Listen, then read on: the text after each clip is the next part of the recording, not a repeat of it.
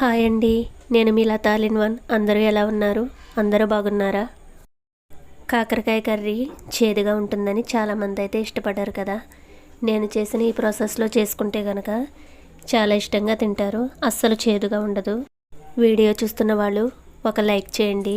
కొత్తగా నా ఛానల్ చూస్తున్న వాళ్ళు నా ఛానల్ని సబ్స్క్రైబ్ చేసుకుని సపోర్ట్ చేయండి.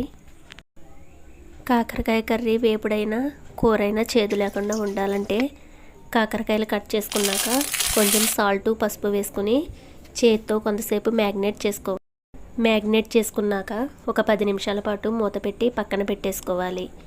తర్వాత మూత తీసి కాకరకాయ ముక్కల్ని గట్టిగా ప్రెస్ చేస్తే అందులో ఉన్న పసరు మొత్తం బయటకు వచ్చేస్తుంది. అప్పుడు మనం కర్రీని ప్రిపేర్ చేసుకుంటే అస్సలు ఏమాత్రం చేదు లేకుండా కర్రీ చాలా టేస్ట్గా ఉంటుంది. తప్పకుండా మీరు కూడా ఈ విధంగా ట్రై చేయండి. Thanks for watching. Thank you all.